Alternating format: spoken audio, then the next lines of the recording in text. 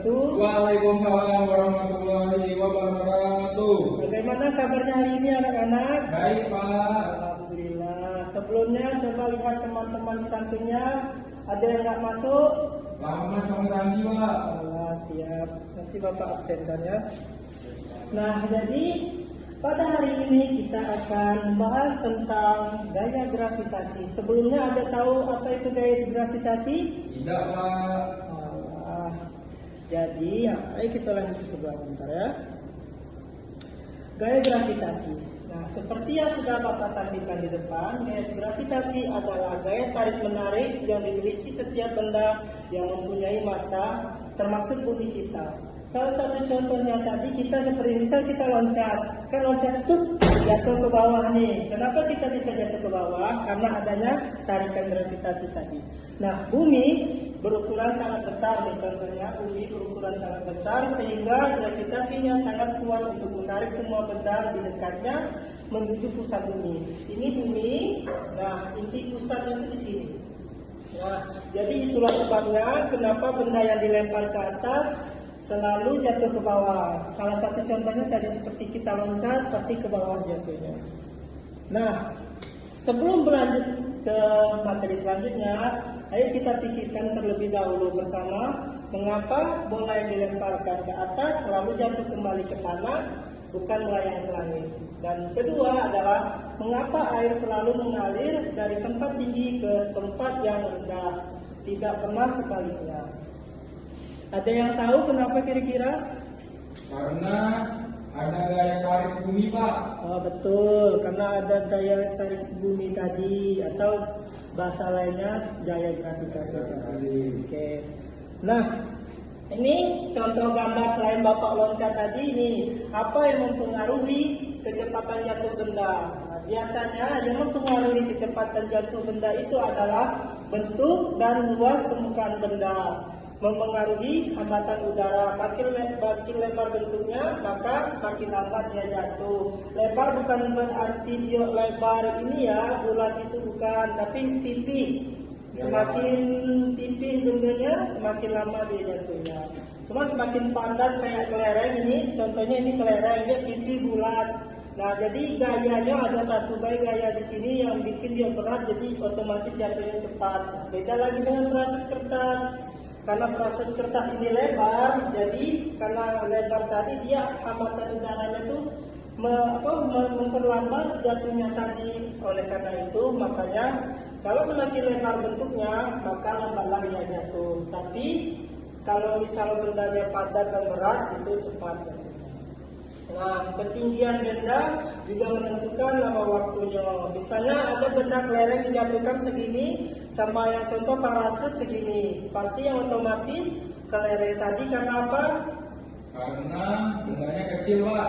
Ya, itu salah satunya, bendanya kecil. Kedua, dia juga berat. Massa kelereng dengan massa parasut kertas itu beda. Jadi massa mempengaruhi juga.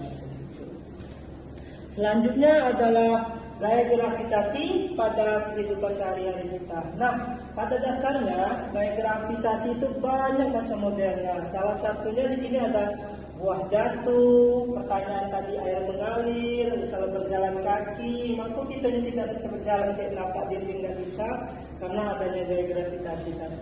Gaya gravitasi tadi. Dan yang terakhir bola dilempar tadi, sama seperti kelereng.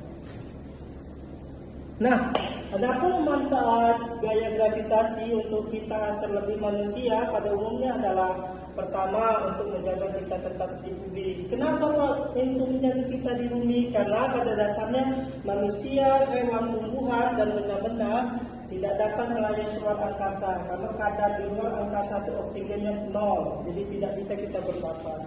Dan jawaban kenapa kita bernafas ada di pertanyaan kedua, menjaga lapisan udara. Karena gaya gravitasi ini menahan atmosfer tetap menyelimuti bumi, karena itulah kita bisa bernafas dengan baik. Nah, contoh yang terakhir adalah untuk mengalirkan air. Kan tadi ada contohnya tadi, air itu selalu mengalir dari dataran tinggi ke dataran rendah. Nah, mengapa salah satu kegunaannya air itu dialirkan seperti itu? Contoh di sini adalah bermanfaat untuk irigasi. Apa itu irigasi, Pak? Irigasi itu contohnya itu kayak kita mau bersawah, berkebun, kadang-kadang kita butuh perairan untuk biar bisa disiram lah tanaman kita ini kan. Nah, itu gunanya irigasi. Dan untuk yang keduanya, contoh salah satunya PLTA, pembangkit listrik tenaga air. Pak, pembangkit listrik itu kayak mana Pak kalau pakai air? Jadi biasanya PLTA pembangkit listrik tenaga air ini menggunakan sistem mekanis, yaitu pakai kincir air. Jadi setiap arus air kena kincirnya, itu dihitung jadi volt, diubah dari gerak ke volt. Gitu. Nah, bayangkan jika gravitasi tiba-tiba hilang. Semua benda, bahkan kita akan melayang bebas tak tentu arah seperti astronot di luar angkasa. Kita tak bisa berjalan, air tak bisa mengalir ke gelas, dan udara akan menjebak hilang. Dan salah satu faktor terburuknya adalah manusia akan mati. Karena apa? Karena kita tidak bisa menghirup udara langsung dari luar. Itu gunanya atmosfer tadi yang ditekan oleh gaya gravitasi membantu kita untuk bernafas. Nah, untunglah gaya gravitasi selalu bekerja teratur setiap saat menjaga kehidupan di bumi tetap aman dan nyaman. Nah, ini rangkuman dari kita tadi. Yuk ingat, pertama apa tadi? Gaya gravitasi adalah daya tarik bumi terhadap semua benda di sekitarnya. Nah, kedua? Bentuk benda mempengaruhi kecepatan jatuhnya karena hambatan udara. Betul. Tiga? Gravitasi membuat kita, air dan udara tetap berada di bumi dengan teratur. Dan terakhir? Tanpa gravitasi, kehidupan yang teratur di bumi tidak mungkin terjadi. Nah, itulah pemaparan kita pada hari ini. Seperti yang sudah diucapkan sama kawan kita Abi, bahwasanya gaya gravitasi ini sangat berpengaruh untuk kita, mau untuk kehidupan sehari-hari, makhluk hidup lainnya sangat berpengaruh dengan gravitasi tadi. Semoga pembelajaran hari ini bermanfaat. Semoga kalian sehat-sehat selalu. Amin. Nah, sekian dari Bapak. Sebelum kita pulang, alangkah baiknya kita berdoa dulu. Berdoa mulai. Bismillahirrahmanirrahim. Amin. Berdoa selesai. Sekian dari Bapak. Kalau mau istirahat, silakan istirahat. Baiklah. Assalamualaikum warahmatullahi wabarakatuh. Waalaikumsalam warahmatullahi wabarakatuh.